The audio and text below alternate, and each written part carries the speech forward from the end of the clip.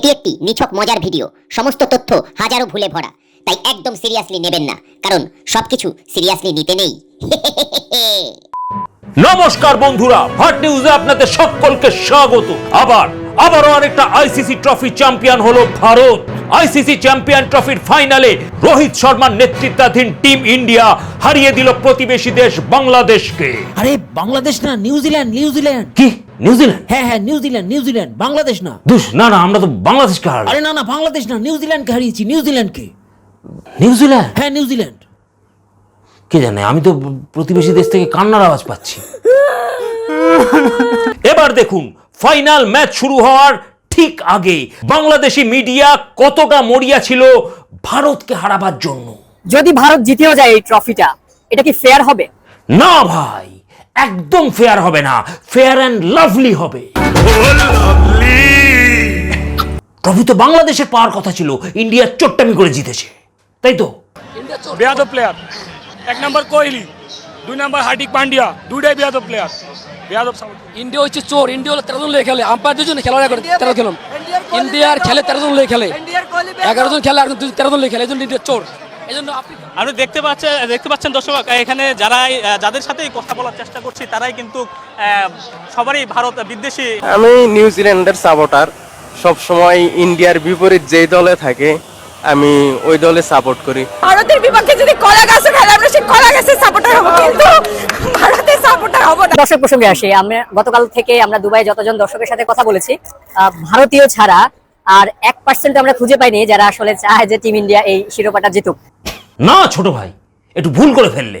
সবাই চায় যে ইন্ডিয়া জিতুক, চায় না শুধু তোমরা আর তোমাদের জাত ভাই। কেছে বোমা খাবি? এখন বাংলাদেশ বা পাকিস্তান এসব টিম যেহেতু নাই, এই কারণে আমি নিউজিল্যান্ডের সাপোর্টারের। বিশ্বের সব ক্রিকেট প্রেমী চায় যে ইন্ডিয়া জিতুক, ইন্ডিয়া খেলুক, কারণ ক্রিকেট বিশ্বের সবচেয়ে বড় বিনোদন প্রোভাইড করে ইন্ডিয়া। আইপিএল কি দেখো তো তোমরা আইপিএল দেখবে, ইন্ডিয়া সিনেমা দেখবে, ইন্ডিয়ার থেকে যত ভালো ভালো ফেসিলিটিস সব নেবে, আর তার বিনিময়ে ইন্ডিয়াকে খিস্তি দেবে, কি তাই তো? ভুয়া, ইন্ডিয়া ভুয়া। তোমার আব্বার পাগলা দোচা। শোনো ছোট ভাই, আমাদের বিরাট রোহিতদের মতো লেজেন্ডের কথা তো ছেড়েই দিলাম, একটা হার্দিক পান্ডিয়ার, জাঙ্গিয়ার একটা সুতো হবার যোগ্যতা নেই তোমাদের দেশের প্লেয়ারদের। কথাটা কান খাড়া রেখে শুনে রাখো। আমরা এখন কথা বলবো একজন বাংলাদেশি ক্রিকেট সমর্থকের সঙ্গে।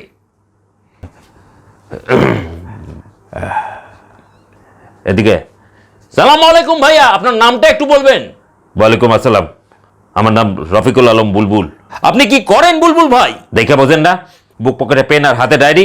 আমি হলাম গিয়ে বাংলাদেশি ছাত্র। আচ্ছা বুলবুল ভাই, আপনি এত রেগে কেন কথা বলছেন? দেখেন ভাই, ফাইনালে আমরা হাইরা গেছি, মুড তাই খাইচ্ছে আছে। ফাইনালে আপনারা কোথায় হারলেন? ফাইনালে তো হারলো নিউজিল্যান্ড। ওই হলো, ইন্ডিয়ার এগেইনস্টে যেই খেলে তাদেরই আমরা আব্বা ডাকি। আচ্ছা বুলবুল ভাই, ভারত জিতলে আপনাদের এত ফাটে কেন, মানে এত রাগ হয় কেন? আবার জিগান কেন? হ্যাঁ, আপনাকে পাশের বাসায় রোজ যদি বিরিয়ানি পোলাও রান্না হয় আর আপনি যদি রোজ ভর্তা দিয়ে পান্তা খান, তবে রাগ হইব না? হ্যাঁ, হিংসা হইব না? আমাদেরও সেম কেস, শালা জিতেই চলেছে, আর আমরা হাইরাই চলেছি। এ আর মানা যায় না, বুঝলেন? একটা বিট করতে হইব। তা এখন আপনারা কি করবেন ঠিক করলেন? কি ক্ষমতা আছে আপনাদের? হালার পো, আমাকে ক্ষমতা নিয়ে একদম প্রশ্ন করবেন না। মনে আছে হাসিনার বাসা থেকে পায়খানার প্যান্ট খুলে আনছিলাম আমরা হলাম গিয়ে বাংলাদেশি ছাত্র আগে। হ্যাঁ, তা মনে আছে বেশ। এবার আমরা তার কাটা টপকায় যাবো আপনাকে দেশে, গান মেরেছি। তারপর আমরা যাবো রোহিত শর্মার বাসায়, সেখান থেকে ট্রফিটা যাইরা আনুম, ঠিক যেমন করে হাসিনার ঘর থেকে জিনিসপত্র যাইরা আনছিলাম। অবশেষে ভাট নিউজ শেষ করবার আগে এই ভাটের চ্যানেলে এই ভাটের সাংবাদিকের একটি ভাটের ছড়া।